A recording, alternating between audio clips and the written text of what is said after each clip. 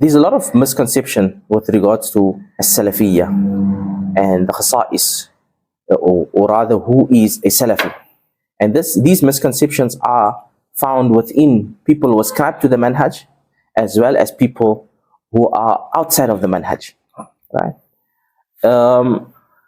If you are within the manhaj of a Salafiyyah, or you ascribe to the manhaj of the Salafiyyah, of Salafis, then if you have a belief that that the Salafi does not wear a kufiya, a topi, then this is something which is incorrect, right? Because from the manhaj of Ahlul Hadith, and Ahlul Hadith are the Salafis.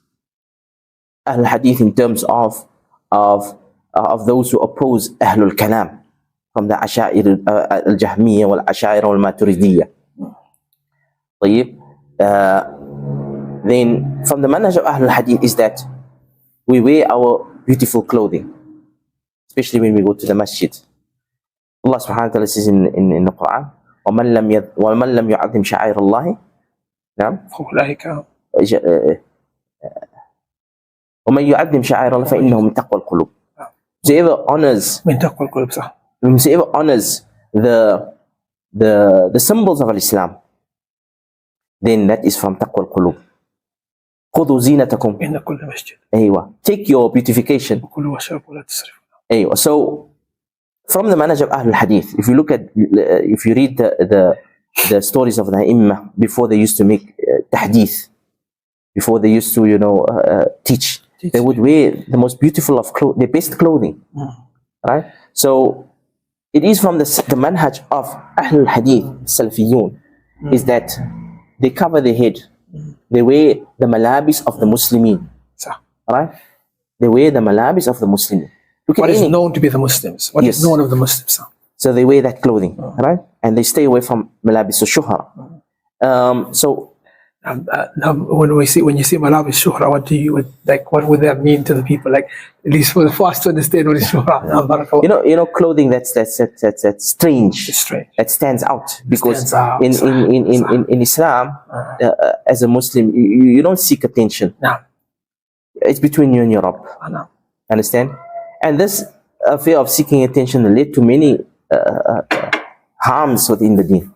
Yeah. For example, when it comes to narration of a hadith, fabricated a hadith, you would find that people would fabricate a hadith, and when they ask why are you doing this, then it becomes apparent ighrab. They just wanted to stand out. To be different. Different, yeah. SubhanAllah. Now, so something might be malabis al-shuhra, or something might be unknown or uncommon, but then at a later time it becomes common because it changed.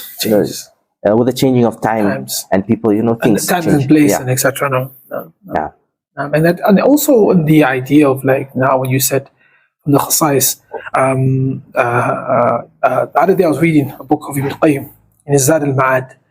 He brings a benefit of the siwak, and he says that the Salafis, you said, they should dress well, and he said, he brings the narration of the Masjid. It comes in Ummah al-Ahkam as well, Bukhari, Muslim as well, Tafakun Fiha, where they speak about the Messenger alayhi salatu wasalam used to take on the siwak, coming to the masjid, always looking good, alhamdulillah. That's something, there's no yuzayin, they used to make tazina.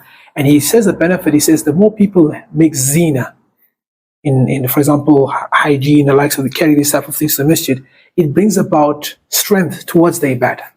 Another benefit also, Imam Malik, rahimahullah ta'ala, in the book of Ta'adhum al-Ilm, they speak about him where, when he speaks of hadith, he would prepare himself, he would comb his beard, wash his hair, and come and sit, he would say, haddathana. And that day, alhamdulillah, walillah alhamd, that day is also zina as well. Yu'adhim sha'ir Allah. That's also becomes some ta'adhim. You glorifying the sha'ir of Allah. What is sha'ir? Barakallah fiik. The symbols, the signs. The symbols and signs of Allah subhanahu wa ta'ala.